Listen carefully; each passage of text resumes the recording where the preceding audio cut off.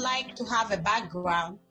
I mean, speaking as a participant, I would like to have a background about you. I understand you are an honorable, I don't know if you're in the parliament or in the local government.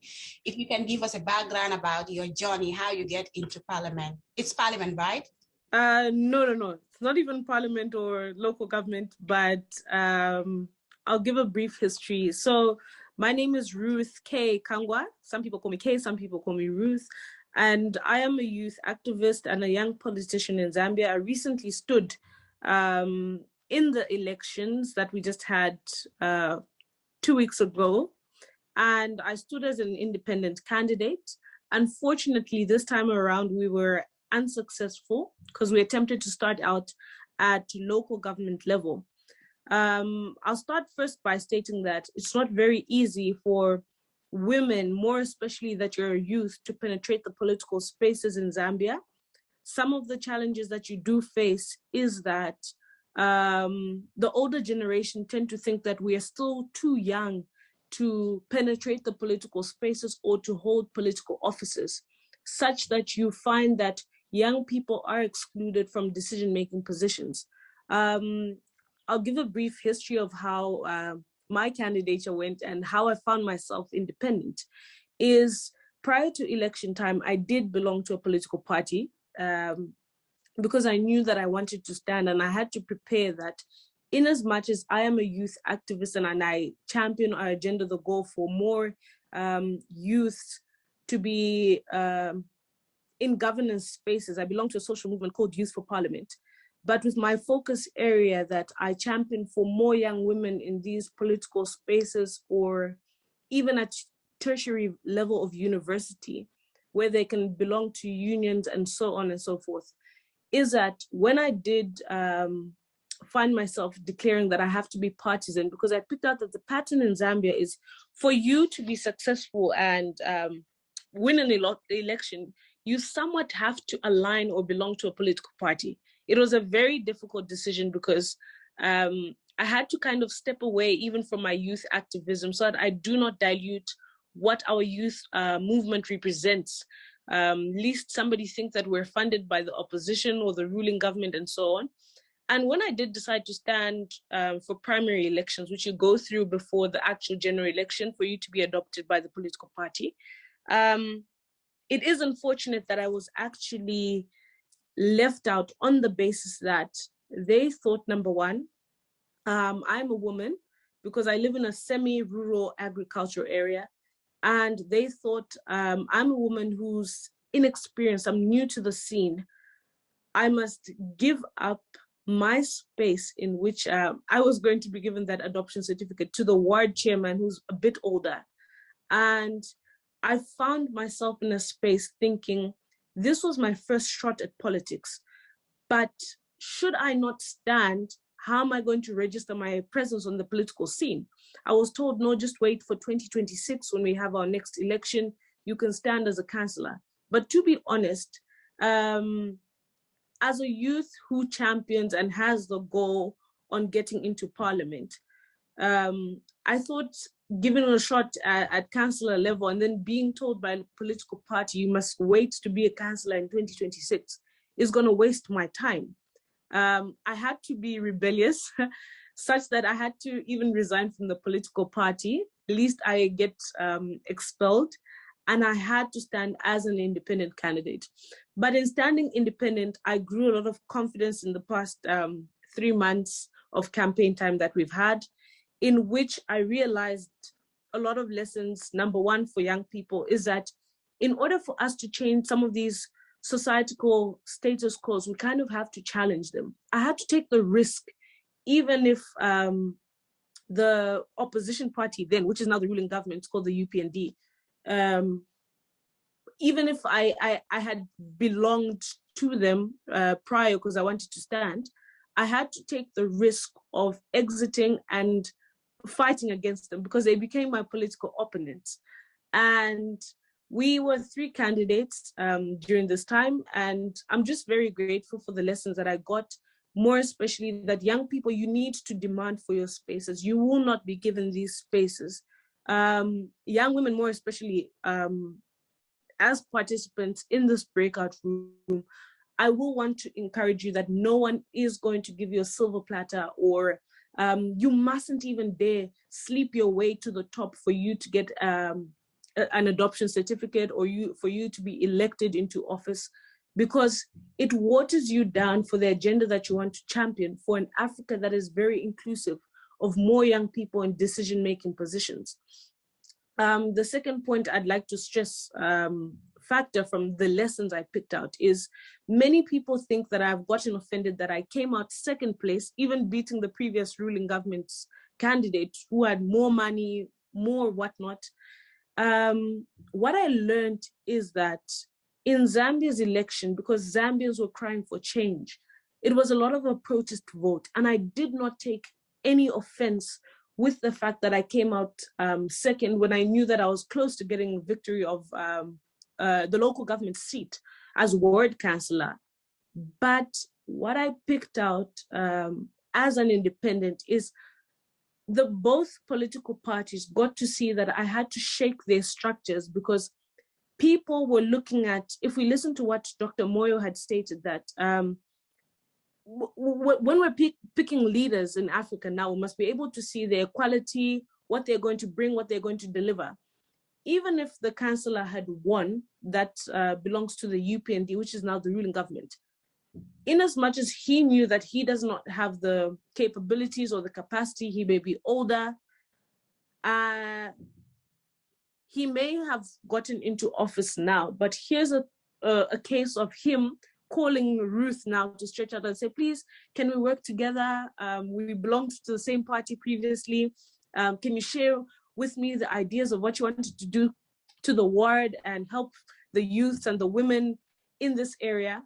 But you start to figure out that sometimes when you gain an independence of your own mind in the political space, you cannot be shaken or lured, because a big political party, I'll use a South African example, a big political party like the ANC or the DA or the EFF has offered you as an independent candidate money to withdraw or money to side with them. When you stand independent as a youth and you begin to practice in your youth activism now, do not dilute yourself. The second thing is that as young women, more especially, some of the challenges I did face even prior to primary elections when I was still in the party is that people looked at my gender. I received many sexist remarks, more especially that, like, it makes it worse to these older people that if you are young, they can bully around, they can make all sorts of comments. And I have a name that comes from the northern region, which is Kangwa. And you'll find that most of the area in which I stand in is dominated by people that come from the southern province or the western province, which is like a whole different tribe. And I will state that I did experience tribalism. Even if I tried to speak out against it, many people thought you're making it up in your head. But here's the thing where we are the next, no, we are not the next. I always say we are the now generation preparing for the future generation to come. If we start to accept such things such as sexism or tribalist remarks, which we do not know. I mean, if you look at people in South Africa, you cannot say somebody is Zulu, therefore he cannot stand in a Pedi or a Tsonga kind of region because he's from a different region. We kind of need to break down such kind of systems. Another cultural norm that I saw is a barrier for women here in Zambia is the patriarchal system. We've got a very culture of traditional practices. I've got young women that I used to help with their campaigns in the most rural parts of Zambia. And you'll find that in as much as they've decided to stand, they would receive the challenge that they're not capable to stand because a woman's place is supposed to be in the kitchen, or she's supposed to be looking after the children at home or in the garden and bringing food to the table. Some of these are the barriers that hinder more participation of women in political spaces. Some women got to experience in the urban or peri-urban areas that were candidates got to experience a lot of gender violence against them for the fact that they have stood and risen to challenge a particular man. I'm very lucky. I stay in a bit of a civilized, semi-rural area in which people are either farm helpers, farm workers, and farm owners. So it had a bit of a dynamic in which the people that did vote for me, because I only had like 2 polling stations and a total of about 2,000 voters, and we managed to get above 600 votes. But you'll find that out of those voters were the people that I really did reach out to. And for the candidate that did scoop it, which was the ward's chairman that belonged to the ruling party now, is that he was very lucky that he got to ride on the president's name of that party, that he managed to get a seat. But here's lessons that I picked out to say, going forward and as we prepare for 2026, I find myself asking questions like, do I have to now stand in a region that's got the same as my northern region name, Kangwa or Bemba kind of area? Or do I have to find myself in an area in which I must then go back and align into a political party? I've had many calls in the past few weeks of the political party structures or officials calling me back to say, Ruth, can we work back together? But I'm at a space where I was trying to break many societal status quos.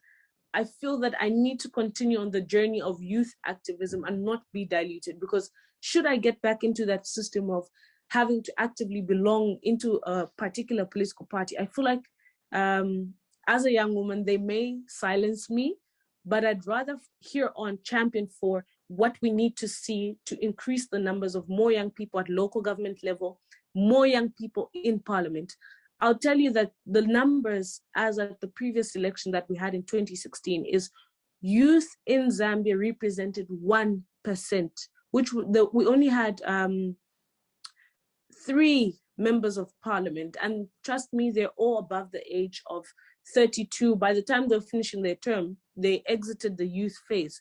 So I'm sure some of you in your countries can relate to some of these challenges that we face, but I want to continue to encourage young people that you must not be recipients of decisions that are made to shape you, the youth, but continue to demand to include yourself. If it means in your various countries, approach your parliaments when they're proposing bills or laws in which you can make an opinion on those laws, and maybe we're going to see a change. I would love to see Zambia, especially now that we've got a new government, a new president, that he's going to be very more inclusive of us young people. And it shouldn't be the fact that you think that you're young, you deserve a seat. Back to what Dr. Moyo said, you must show that you've got the capabilities, you've got the qualities, you are able to add value to the table, not because you're young, not because you're a woman. So I'll end there.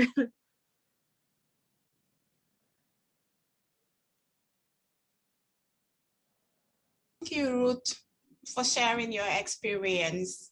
As someone who is always championing for women's political participation in Gambia, I actually did my master's thesis on women's political participation in Africa. Most of the challenges that you shared, I can actually confirm that women face, particularly young women, the sexism, the patriarchy, the gender roles, and all of the pushback that you get from political parties is real. In Gambia, we face a lot of these issues. The women that are in politics, be it young or older women, always face these challenges. And thank you for your confidence to stand up for election in the first place. I agree with your man. Does not give you, you have the right to contest, but does not make you to think that you should be the one in the office. I think it's very important for you to build their skills, capabilities, confidence, and also build their integrity first in the community before they go out and contest for elections. So if anyone has any question or you want to contribute anything with regards to the discussion around women and politics in your countries or in Africa, feel free to unmute and then we can continue before we end, because I think we have just 5 minutes. The other speakers are still not here. Maybe they decided to change. Mel, I see your hand up. Yes, thank you so much. And thank you for sharing, Ruth. It was really inspiring just listening to you. I'm of the opinion that more people, but also especially good people, need to step into politics. It's usually something we shy away from. But I don't know. I just came to that realization this year, and I'm working my way through talking myself into thinking about doing something with politics. And just the last part of what you said got to me, the part about the dilemma of whether or not to go back to your political party or to remain independent. It reminds me of a quote from Audre Lorde, and it says, "The master's tools can never dismantle the master's house." And so that just came to me, and I felt to share. But my question would mostly be, every time we think about women participation, I think that one of the things that stand in the way of women is finances.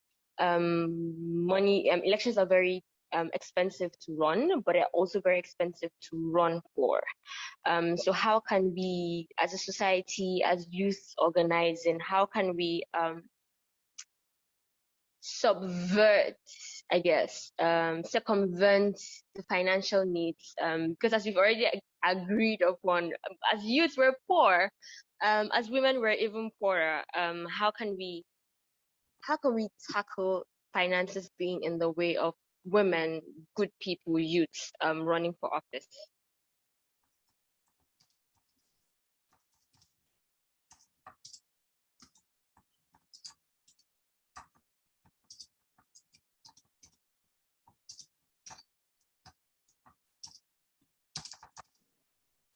Isatu, can I just ask Mel a question?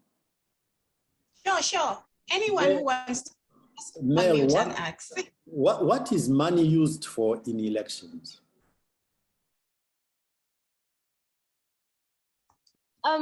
It's buying the forms. I know that the forms just to contest here back home in Nigeria are very expensive. So buying the forms for one. For two, I think you can take out radio ads, TV ads. They can help with mobilizing, with organizing town halls, printing flyers. These are just the little that I know. Ruth can maybe tell us more. But these are just the few that I can think of off the top of my head. And I know that looking at America, for instance, at AOC and Cory Bush, I think, I know that people have been able to organize, but I know that at the root of that has always been about money. Alexander Ocasio-Cortez getting into office helped throw the spotlight on her friends who had mobilized around her, and that helped them to raise money. And now I think like all of them are in office. So I know that money has always been there as a factor. But that's just the little I know that money is used for. I don't know that much more. So I ask the question because I'm convinced that until we as Africans reconfigure and reimagine elections without money, we're not going to get good results. You know, if you imagine, Mel, your network, the people you talk to every day on your phone, just using your social network, if you started mobilizing those people in terms of your agenda, without time and data, okay? No more than that. You were agendaed. You could mobilize people without all the advertising and what have you, because what I keep arguing is, imagine friends and family as your basic unit. Friends and family. These are people you normally talk to anyway. So you spend that money. If you convince them of your agenda and they take that and use exactly the same approach, i.e. to their friends and family, tell me how much money you think you need in order to get people who are driven by an agenda to actually come to coalesce and mobilize. How much money? I would argue very little. Dr. We- Morio, Yeah. I'm listening to you, and I'm paying attention. But I don't have a lot of optimism. Doesn't that feel a bit idealistic? And the way that I'm seeing it is, we are fighting against an establishment that has resources at its beck and call, that can mobilize to just send $1 million to a little village on the day of elections and be like, I'll give you 5,000, God knows what, if you vote for this party instead. This is who you're fighting against. Isn't it a bit idealistic to think that money isn't that important? I don't know. Again, Well, but just Mary, asking. you've just put your finger on the challenge. You know, as a principle, when you are fighting somebody, a protagonist, if you don't identify properly what their strengths and what their weaknesses are, and you take them on using their own strengths, you can't win. When you're fighting elections, let's say with a sitting government, they've got, typically on the African continent, they've got the army, they've got the police, they've got the intelligence services, they steal government money, i.e. the citizens' money. How can you ever by using money as the tool of your competition? But what you just said gives us the answer. Until Africans stop selling their vote, we are not going to win. In other words, what you've identified is that we, the people, have turned elections into a transaction. We are selling the vote. We are not voting for what we believe. And in my view, although you call it idealistic, is that if we want to change the continent, that's where we have to go. We have to make people understand they are selling their vote. They, on the one hand, they say they don't like corruption. But in the voting process, they are sowing the seeds of corruption. How can they say they don't want corruption? And by selling their vote, they initiate a corrupt practice. We need to be convinced and go out there, starting with friends and family, and convince them that we cannot continue this way. We have to reimagine our elections. And I think the youth, with your social media networks, you can do it. And my view is, if they come giving you money, take the money, but don't vote for them. Take the money because it's your money. When sitting governments take your taxes and they use your taxes to go and buy the vote, take the money, but don't vote for them. It's your money. Thank you, Dr. Moyo. I kind of tend to agree with both of you. I think I agree that unless we do away with the corruption practices in elections, we will not move forward, which is real. But the reality in most countries, especially where I am from, the Gambia, we had a 22 years dictator. In 2016, like young people like me who, when we were born, we didn't know anybody. We were like 5, 6 when the dictator came into power. We didn't know anybody other than that dictator. We fought and said we wanted a new president. Yes, young people were not voting prior to 2016. Most of them were not voting, even though we make up 60% of the population. But in 2016, when we mobilized and said we wanted to vote, there was changes. Even when the president said he wasn't leaving, young people mobilized and quickly started doing a lot of things to pressure the civil society and the coalition that was elected in power to defend the vote, so this dictator leave. Now the person that we fought for, we believed in 2016 that could change, is now the one traumatizing the citizens because he's involved in his party influence, using incumbent and violating all of the rules he said he was not gonna do. 1, he said he was not gonna contest. 2, he said he was not gonna form a party. And now all of those things are out of the way, and now he's forming his party, contesting, using money and influencing the population. Money is not the main thing, but the mindset of people, they believe that you have to have money for you to win elections. Even if young people said they're not going to involve in corruption or will not sell their vote. In Gambia, a lot of young people are mobilizing, and we have 2 Gambians who were supposed to speak here. One of them is Babukar. He's part of the young people in Gambia mobilizing to make sure we have free and fair elections in the country, trying to do away with elections. But the older generation, our own mothers, our own fathers, our own grandmothers are the ones involved in the corruption practices in elections, because the president will give them bag of rices, he will give them money to feed their family, and they will take it.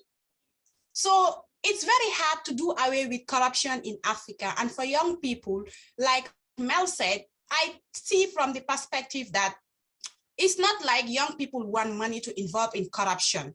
But I think from my own understanding, the perspective that Mel is talking about, young people want money to contest for election. You need to do a strategic campaigning for you, people to know you. You need to have good communication. You need to have your campaign plans really sell out in the public, for the population to know your plans, what you're going to do, for you to influence them. But the media is not going to give you airtime for free. In Gambia, you have to pay for that. You have to pay for people to teach you how to do campaign planning and organize yourself, even to get people to volunteer to support you and do your campaign. You have to pay for all of those things.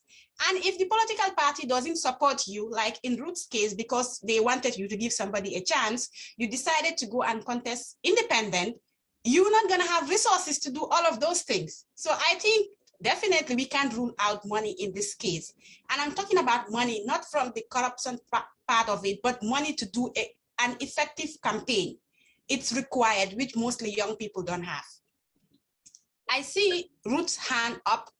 Maybe we can give you a chance to just do a wrap up, and then we go back to the main room because we are above time.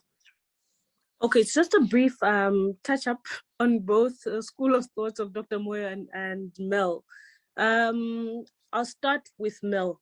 I do agree, yes, that finances are a challenge, a big challenge for youth, young women in politics. But I must get the view and agree again with Dr. Moyo that sometimes you do not need resources, like a whole lot of resources or a lot of money to win an election. I'll tell you, the candidate that did win, because in as much as he's a ward chairman, he did not win on the basis that he had a lot of money, no. You look at the ruling party guy who came last, even I came second. The guy that came last, he had more money, more resources, he was vote buying, but he did not win. What I'm trying to say is that to increase more participation, in my view, of young women, is we need to really lobby and advocate for increased maybe material support or skill support in this leadership space, so that we have more young female candidates that have got leadership capabilities, but with a touch of understanding how to utilize whatever financial muscle you have.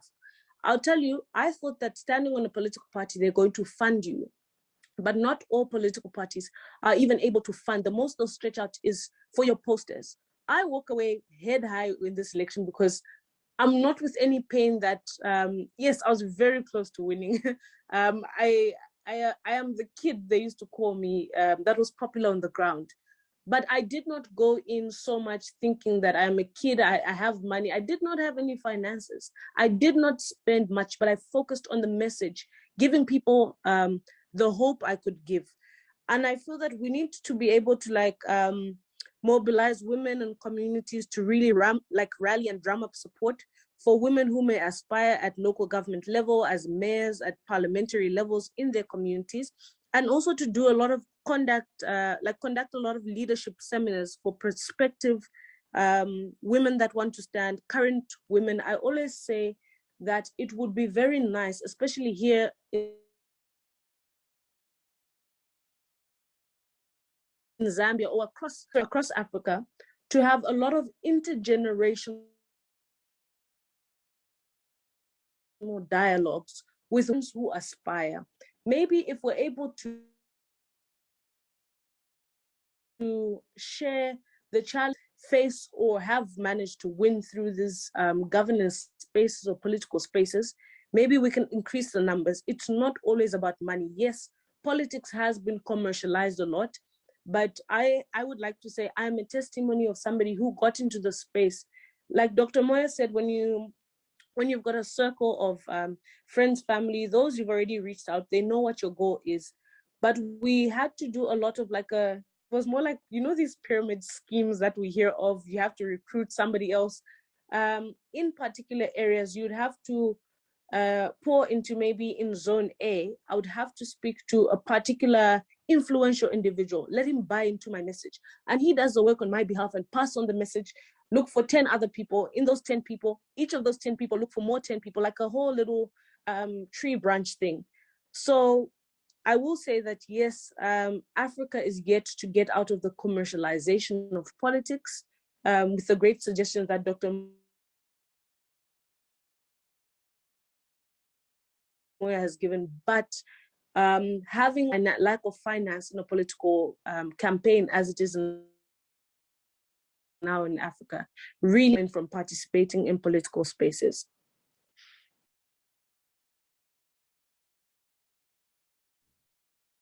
Thank you, Ruth. Anyone else have any other thoughts that you would like to share? I saw there was a message sent earlier that they add in another 5 minutes, so maybe we can do our final thoughts and then go back to the group. If anyone has anything you want to share.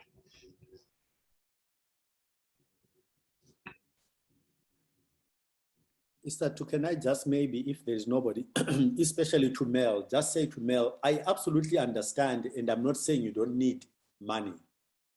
But what I want to stress is minimize the capture by money. Try to do things that you normally do, like I say, talking to your friends, talking to your family. Whether you are campaigning or not, you do those things. If you start there, and I like the, who just talked last, the pyramid scheme example, I think that's a fantastic example. Exactly this issue of start with a core of friends and family, convince them of your message, and let each one of them become a ripple where another ripple starts. If let's say I know 10 people who I talk to as my friends normally, friends and family, and each one of them goes and talks to their own 10 people, if you do it that way, you'd be surprised how much you can achieve with very little money. I'm not saying no money at all, but I'm saying we can actually minimize. We cannot compete with sitting governments because they steal the money. They steal our money. Thank you. And maybe I would just like to add and give a suggestion to Mel if you're thinking about kind of getting into the space. I think what Ruth said about the trainings for young women and the intergenerational dialogue are very important.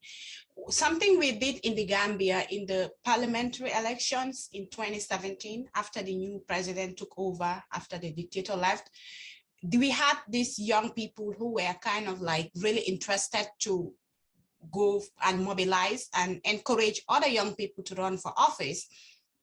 So we had this initiative that we were part of called the Not Too Young to Run.